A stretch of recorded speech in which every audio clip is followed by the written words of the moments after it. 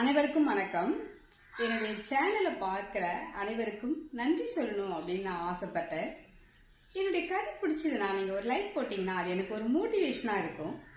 Comment பண்ணுங்க. என்னுடைய channel subscribe பண்ணீங்கன்னா என்னுடைய கதைகளை நீங்கள் தொடர்ந்து கேட்கலாம். இப்போ நம்ம கதைக்கு போகலாம். ஒரு பெரிய பணக்காரர் 1000 கோடி ரூபாய் ஊழல் வாங்கிட்டு போலீஸ்ல மாட்டிட்டு ஜெயில இருப்பார்.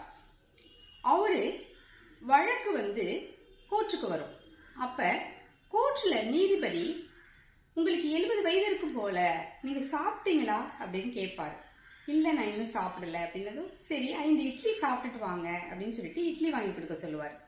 அதுல அவர் 3 இட்லி சாப்பிட்டுட்டு மீதியை வச்சிருவார். அதுக்கு நீதிபதி கேட்பாரு, ஏன் 3 இட்லி தான் சாப்பிட்றீங்க அப்படின்னு சொல்லிட்டு. அதுக்கு அவர் சொல்லுவாரு, எனக்கு காலையில 3 இட்லி, நைட்டு 3 இட்லி சாப்பிடுவேன், மதியம் கொஞ்சம் தயிர் சாதம் சாப்பிடுவேன், மீதி எதுவுமே என் உடம்புல சேராது அப்படின்னு சொல்லுவார். அப்படி இருக்கும் பொழுது நீங்க எப்படி 1000 கோடி ரூபாய் ஊழல் செஞ்சீங்க? நீங்க ஒரு 5 ஸ்டார் ஹோட்டலுக்கு போனா கூட 1000 ரூபாய்க்கு மேல சாப்பிட முடியாது.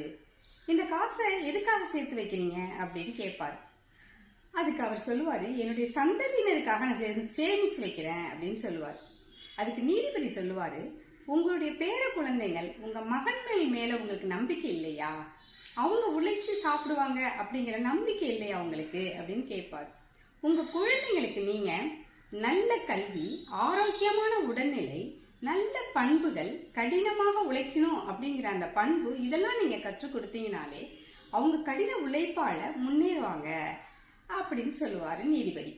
அதுதாங்க உண்மை. நம்மளுடைய சந்ததியினருக்காக நாம சொத்து சேமித்து வைக்கணும்னு தேவையில்ல. நல்ல கல்வி, ஆரோக்கியமான உடல்நிலை, நல்ல பண்புகள், கடின உழைப்பு, இதை சொல்லி கொடுத்தோம்னாலே போதுங்க. இந்த கதை உங்களுக்கும் பிடிச்சிருக்கும்னு நினைக்கிறேன். நன்றி.